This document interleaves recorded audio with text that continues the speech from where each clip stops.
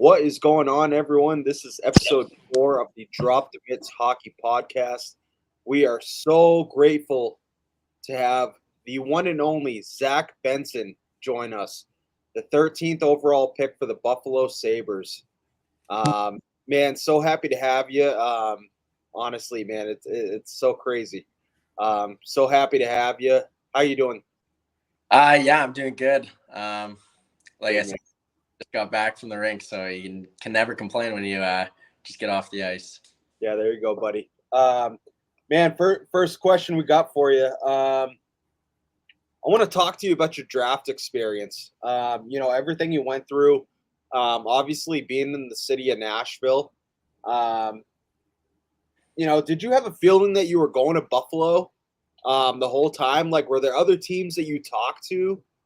And then obviously, I want to talk to you about your fit, man. Your fucking suit game, unreal. Like, I want to talk to you about that. Take us through that. Yeah. I mean, the draft process was definitely a process. Going to the combine, meeting with I don't know, I think I had about 18 teams. So it was obviously super cool to go there with a lot of buddies, and then you get to Nashville, and it was my second time being there, but this time you're downtown, you see how busy it is down there, and how cool it is. So I met with Philly there. I also met with Arizona. Danny Briere seemed really interested, and obviously Arizona was pretty interested too. So come draft day, it was I guess kind of I wouldn't say a surprise that I went to Buffalo, but I wasn't too sure where I was going to land. But when Buffalo picked me, I mean, I was obviously pretty stoked with knowing Peyton Krebs and Matthew Savoy. And then I guess my draft suit and the cowboy hat, Yeah. that kind of came about. My mom found a guy from Vancouver that makes suits, and he did a super good job. We put the draft logo in as the liner, and I was super happy with how that came out. And obviously the draft hat was kind of just they wanted to make an episode for the Western League, so I thought no better idea than to put on the cowboy hat. Yeah, man. Honestly, like I was mentioning earlier too before we hopped on, I'm a sneaky Buffalo fan, so I was all excited when you got picked up. But talking about Buffalo, I mean, they got players like Tage Thompson, Alex Tuck, like you just mentioned, Peyton Krebs, Matthew Savoy, and then Owen Power, Rasmus Dahlin. I mean, and then Devin Levi too. They're already kind of stacked. And then to add you into into their youth movement that they have is sick for not only you but them as well. I'm just wondering, is there anything specific out of those guys who you're gonna, something you're gonna try to pick their brain about or adapt into your game? Yeah, I mean, all those guys, especially guys that have played in the National League already, you can take so much from what they have to say and what they do on the ice. A guy like Peyton, super mature kid. He was my captain when I was 15 years old in the Western League. So, I already know him pretty well, and he's played in the National League, 2 years, year and a half now. So, learning from a guy like that again will be super huge in my development. But, you go around the room, you look at a guy like Cal Okapozo or Tage Thompson, two guys that are obviously Tage is an elite player in the league, and then Cal has been playing in the league for a long time. So, two different guys, one starting their career and one's, near the end or has played a long time. So taking, I guess, a little bit of both from each of them will be, huge too. Yeah. So going back to the whole draft process, how strenuous was the draft, like the combine process, as well as like the draft interviews, just everything that comes with the pre-draft process? Like, how strenuous was it? What did that process look like for you? Yeah, I mean, it was obviously you dream of being in that process. It's obviously it's super stressful. Going into those meetings and doing Zoom calls. I think I did a Zoom call basically every night throughout the year, and it's obviously stressful, but you also got to take into account that you dreamed of being in that situation when you're a kid. So, you try and stay calm, cool, and collective. But at the end of the day, you're talking with guys that are probably going to be your future bosses. So it's definitely stressful. And you know, I went into every meeting with the mindset just to try my best and kind of just stay calm and be myself. But I can speak for everyone. It's a cool process, and really, it's a once in a lifetime opportunity. Yeah, I got to ask you, buddy, what was the most bizarre question that you got throughout your draft process? We've heard stories about these insane, like just outrageous questions. I got to ask you, like, what was the weirdest, most outrageous question that you got that just kind of took you by surprise, and who asked you? Yeah, I'd probably go with Montreal. They asked me what animal matches my personality. Uh, No.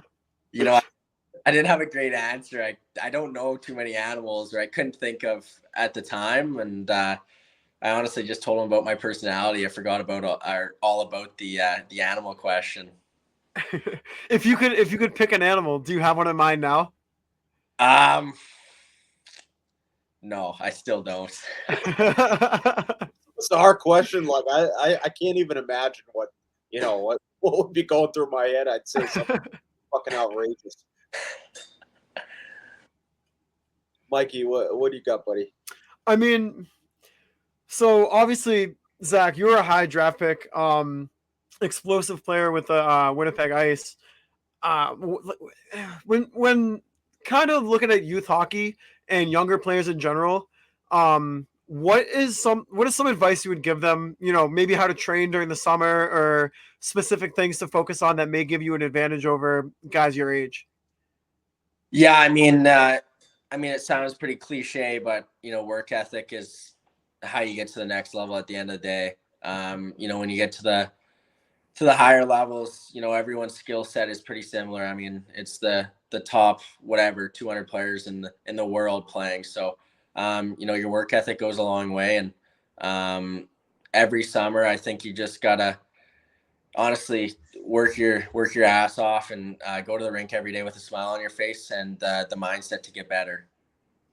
Yeah, you just got to keep that positive attitude, kind of, and just realize it takes time for those younger guys. I think that's something that they got to focus on. Is that it takes time to develop. It's not all going to happen overnight. It takes work. You grind. You have to put in the work to get into the position that you found yourself in. Yeah, exactly. You got to trust the process, and I think a lot of people mature at different ages too. I mean, I was a late bloomer myself. I was always smaller, and so you never really you could be a bottom player on your team the year before, and then the next year you grow 5 inches, and now you're a top player on your team. So I think for younger kids, you just got to stick with the process, and like you said, just be positive every day. Show up to the rink with a smile on your face, and with the mindset to get better.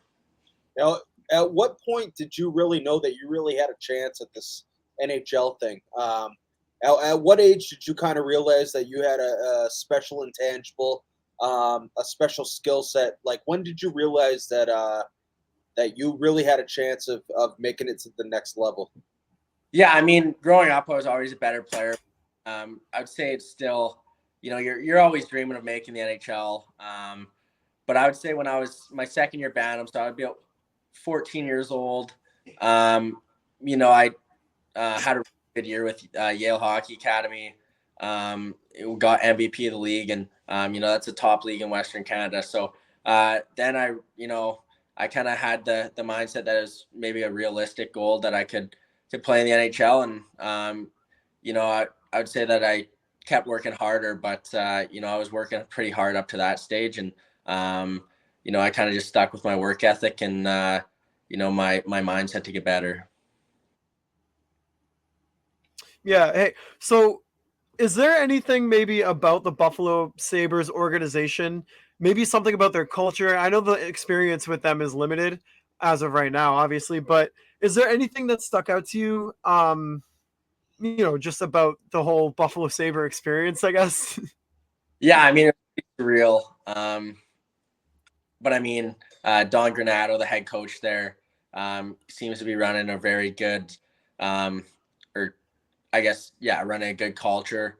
His main thing is, you got to earn it. You know, no matter who you are or what you bring, you got to earn it every day. And, if you want to play on the power play, you got to earn it. So that's one thing I took out of there. If you want to be a full-time NHLer, you have to earn it. And, I think the coaching staff there does a great job. Were there any players Yeah, that sorry, Mikey. You're good, Chris. Were there any players that reached out to you once you got drafted, just to kind of welcome you? Like, were there any notable players that kind of shot you a text or kind of gave you that like wow moment that you were like, wow, this is happening? Like, what was your kind of wow moment coming in? Yeah, I mean, receiving a call from Alex Tuck after the draft was pretty crazy. But I also got a text from Kyle Capozo. I got a text from Dylan Cousins. He actually played at Yale Hockey Academy too, so that's pretty cool. And then obviously I knew Peyton before, but he also gave me a FaceTime call. So, for NHLers, and it's pretty surreal when you receive a phone call from an elite player in the NHL. For sure, man. Now, like growing up, did you have a certain favorite player that you kind of followed, and just who was your favorite player growing up? Players that you tried to emulate your game after? I'm just kind of curious if there's still players to this day that you try to emulate your game after, and just players you kind of try to, just Almost like model your game after, Chris. yeah, exactly. Yeah. Growing up, I was actually a big Oilers fan. So, when I was younger, I kind of just watched the game. I didn't really watch for players that I played like. So growing up, I was a big Nugent Hopkins, Jordan Everly, Taylor Hall, obviously McDavid. All those guys, Oscar Clefbaum, Ladislav Smeed. Legend, dude. That's a real name. The whole Oilers team. I love it. Put down every list of an Oilers. Yeah. That was my favorite player growing up. So, I was a pretty diehard fan, and my whole family is. But I guess now I kind of model my game after like Braden Point, Mitch Marner. So I watch a lot of those guys play now. I like to watch to learn, but I also like to watch to. But I guess this year I'll be watching Buffalo a little more, and just try and see what systems they play. And obviously they're going to be a fun team to watch with Dahlin, Power, Thompson. You can go down the list. Sure. Yeah, and kind of going back to that as well, how you mentioned Braden Point and Mitch Marner. What specifics of their game do you look to learn from the most? Braden Point is kind of my main guy that I like to watch. He obviously is obviously an elite player and plays a 200-foot game. Doesn't cheat the zone. PK, power play. Every situation he's on the ice, and he's a threat every time he's on the ice. But especially in the offensive zone when he gets the puck, players know when he has the puck because he's just that much of a threat. And I kind of want to be that guy one day in the National League. That's when you have the puck, the whole team is aware that you have the puck, and you're looking to take it to the net. That's awesome, man. Yeah. So, beginning of July, you attended a development camp. What were your biggest takeaways playing with, obviously a different group than you're normally accustomed playing with? What were some of your takeaways? And after camp, ended, what were some of your, what are some areas of your game that you want to improve for this upcoming season? Yeah, camp was obviously super cool. I think learning about, what an everyday lifestyle looks like for an NHL player. It was pretty cool. They have chefs there for you. You eat in their kitchen. You do workouts. You kind of do it. You're living the NHL lifestyle for a week, and it was super cool. And you learn from the best skill development guys in the world. So taking away things that you learn there, like little pointers on shots and little edge work here, little edge work there. So taking that home with me and implementing into my training was obviously huge. And for me, the biggest thing I want to improve on this summer is just my strength. I think the gym's going to be my best friend, and I just want to get a little more explosive in my lower half. Yeah, so Zach, I'm looking at your hockey reference right now. Obviously 3 years in the Western League, 20 points your first season, 63 in the second, and then a massive 98 this past season. I'm just curious, what do you think led to that big jump in production for you? Yeah, I mean, the Western League's a tough league. When I was 15, I wasn't even supposed to be in the league, and then kind of COVID happened. Yeah. Allowed us 15-year-olds in the Western League, a certain amount of 15-year-olds to play. So I was fortunate for that, and it was obviously super tough as a 15-year-old playing against 20-year-olds. Yeah, great for sure. Yeah. rival in my bubble, and you look now, he's a beast in the NHL. So I'd say my 15-year-old year, I was about 150 pounds soaking wet, and then obviously this past year I was playing at 170, 168 around there. So that 18 pounds goes a long way, and I think that kind of led to the boost in production. Yeah, for sure. Yeah, just that added strength helps you in so many ways. Many ways. Yeah, playing with guys like Connor Geeky, Matthew Savoy, obviously. Were there any things that they like helped you with along the way, like in your draft process? Did they give you any advice, kind of in your own process? And how did they help you, along the way? Yeah, Geeks and Sav helped me a ton. Add Carson Lamos to that list too. He's a first rounder the year before them. Those three helped me a lot. When I had a question, I went to one of the three, and they're more than willing to share what their thoughts were and help me out. So I can't thank them enough. And then obviously our coach James Patrick, he did a lot of the scheduling, the meetings, and he helped me out with kind of things to improve on throughout the year. So I can't thank the organization of Winnipeg enough, and it was a super fun time in Winnipeg, and I guess the new chapter begins in Wenatchee now.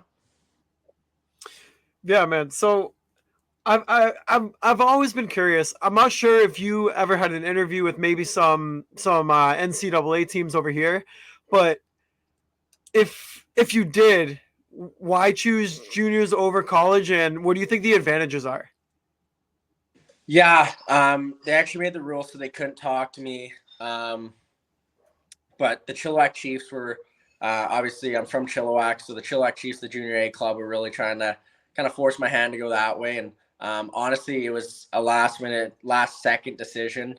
I was leaning more towards the college route, obviously being a late bloomer. So I think a day before the draft, Winnipeg called and they asked, what are your thoughts, this and that. And I made the decision that day that, I was going to go the Western League routes. I just thought it was a quicker route to where I ultimately want to play, and that's in the National League. So I thought the development would be a little better, and I would say it's more of the fast track route to the NHL. I know this is kind of a hypothetical. What are some college teams that you could have maybe seen yourself playing with? Like I said, I know this is a real hypothetical. I don't know if you follow it at all. What are some teams that maybe you see yourself, or you could have seen yourself playing with? Yeah, I think at college that you kind of at least hear about out here is North Dakota. It's obviously a super big college. So I think if I was to go that way, North Dakota would be pretty high on my list. And but with saying that, there's so many good teams. I mean, Michigan, you go down the list, there's a ton of good teams. Yeah, I just a quick shout out for the BU Terriers. This year they got Ryan Leonard, Will Smith, Gabe Perreault, Macklin Celebrini. I mean, Hockey East is going to be buzzing. Don't do BC like that. No, that's BU, dude. That's BU. Man, we're not going to do this argument right here. Fair. Yeah, man. But also too. So, is there anything maybe that you want to say to Sabres fans who might not know too much about your game or expectations for the season? Anything you want to say? Yeah, I mean, I'm a pretty, I don't know, 200-foot player that always wants to improve. So, I don't really, I don't know, like to talk about myself too much. I kind of just let the work kind of show what I'm made of. And I mean, the main thing for me is just to do everything it takes to get to the NHL as quick as I can, and obviously be an effective player at the NHL. Yeah, honestly, so I wanted to talk to you about the Hlinka Gretzky Cup. Obviously you guys won the gold. What was it like winning gold? As well as what was it like wearing the A on that jersey? Like how much of an honor was it? Having that letter on your chest as well as being able to help your team get the gold. Yeah, it was awesome. Hockey Canada always has a first class or makes it a first class event. It's surreal when you can wear your hometown logo on the crest. So every time you put that jersey on, you wear it with pride, and you try and do everything it takes to win. And we had such an amazing group. We had lots of talent, and it kind of showed in that tournament. We won most games pretty dominantly. And you make lifelong friends in a short 2-week span, because you guys become such a tight group. And I can say that about both the Team Canada teams I've been on. I've made so many friends, and wearing an A is kind of just a cherry on top. I show up to the rink with a smile on my face every day. I'm loving life, always working my hardest, never taking practice off. And I kind of think that's why they named me assistant captain. And but with that being said, I was just happy to put on that Team Canada jersey. Yeah, man. So, what are your expectations for this year? Obviously, with with the team change, everything. What are your expectations for this year? What are you looking to? I know we went over it before. Like, what are you trying to improve? What are your expectations for yourself? What are your expectations for your team for this season? Yeah, I mean, obviously I want to push for an NHL job, but if I'm back in the Western League, obviously we want to have another strong year. We went to the finals last year, so we're looking to build on that, and hopefully get over the edge this year, and win the championship, and compete in the Memorial Cup. But it starts, it's going to start early. We're going to have to really start the team chemistry. We got a new coach, or new coaches for that matter.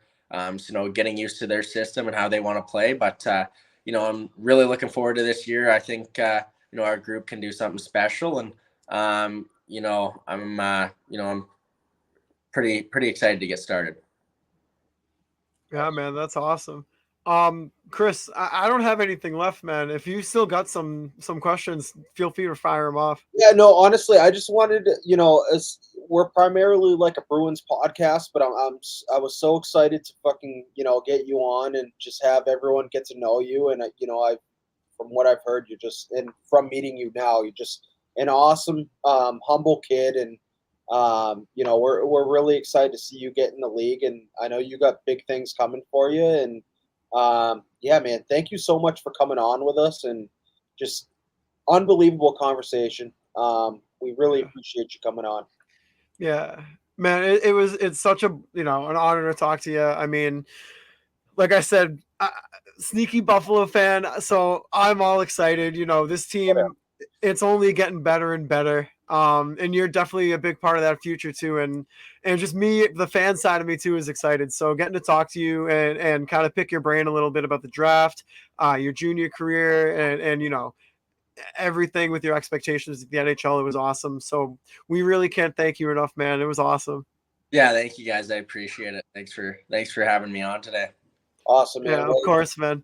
that is Zach Benson, the 13th overall pick for the Buffalo Sabres. We cannot thank you enough, buddy. Hopefully, we can have you on in the future, and can't thank you enough for taking the time out of your day to come talk to us. Thank you, buddy. Yeah, thanks, guys. All right, man. Thank you. Hey, good luck this year. Yeah, take care, guys. That was good. Nice. That was Zach Benson, the 13th overall pick for the Buffalo Sabres. Yeah, man, just an unbelievable conversation. Yeah. Incredibly humble kid. Like I said, just it's so awesome to talk to these kids just about their experience, what they went through as far as the combine goes. I don't think people really realize what these kids go through. Yeah. It's not just hearing your name called. It's training. It's Right. It's it's so much that goes into this. It's just unbelievable talking to these kids and see their dreams come to fruition. Um, yeah, take it away, Mikey. It's just yeah, dude. It like you said, dude. It's everything in between. It's a lot of people just tend to think these guys are just naturally good at what they do. Everything is easy that comes to them. Like, no, these kids put in work. They grind and they get to where they are because they're dedicated and they do all the little things right. And to be able to bring him on and pick his brain about his training, his juniors, the decision of going to college or playing juniors, it's nice to see the thought process behind it and how he got to where he is. It was an awesome conversation. I mean, he's a great kid. Yeah, he's unbelievable. Like I said, we had been talking for a couple weeks now. Just incredibly humble kid. Just really excited to kind of tell his story. I had to know about his freaking fit, dude. Yeah, yeah. Absolute legend. Just he just as soon as he got drafted, man, just seemed like an absolute character. Just happy to be there. Just an unbelievably happy kid. And that's exactly what he was like. Just super happy to be on, and he was open about everything. And like I said, just incredibly humble, and just we were so blessed to have him on. Yeah. Yeah, man. I mean, even like I mentioned, I think a couple times, like sneaky Buffalo fan. I'm so excited that the team picked him. And we're gonna go back to this about BU. I was wrong. I was wrong about that. A little because you're a sneaky Buffalo fan. You got a little stargaze. I did. Nah, dude. I was reading this article, and I was just because obviously I was trying to like maintain, on the pod, but also read this to see if I was right. And I read it quick, and I kind of just like skimmed it, and it was talking about the BC BU rivalry being better because of those guys. That's what it was, and I'm an idiot. Hand up, that's on me. And Zach kind of looked at you. He's like, "What the fuck?" Yeah, I know. He's like, "No, he's wrong." Yeah, hand up, that's on me. And like I said, we were so happy to have 13th overall pick Zach Benson. Incredible kid. We can't thank you enough, man. This concludes episode 4 of Drop the Mitts. Mike, you have anything for the listeners? I mean, we're kind of in the dog days right now, right? I mean, Sure. arbitration hearings obviously are still happening with the Bruins, Swayman, Frederick. They're still our phase of this moment, so that's still TBD. But we're only a couple months now away from the start of the regular season, so preseason's going to start up pretty soon. Quicker. It'll be here before you know it. Hockey season will be here. We'll be back here live talking relevant, game scores and division standings and races to the playoffs. And this show in the season is going to be electric. It's going to be electric.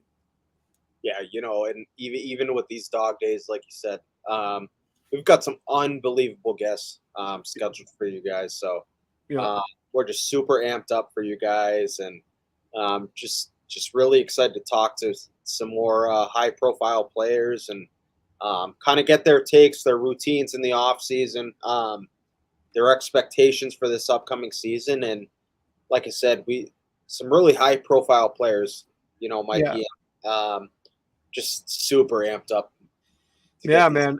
on. And just to go back, I want to thank Zach Benson again, taking time out of his day to talk to us. Unbelievable kid, just super humble. And we wish him the best of luck this year. Yeah. Yeah, we wish him the best of luck throughout his career. And honestly, just we're really excited to follow him. Know he's going to have a bright career in Buffalo. Yeah. City of Buffalo is really lucky to have a kid like him. Yeah, absolutely, dude. I mean, like you could even just tell from the conversation. He's 18 years old, but he's very mature. He knows the spot that he's in and the opportunity that he has, and I have no doubt in my mind he's going to be a successful player in the NHL.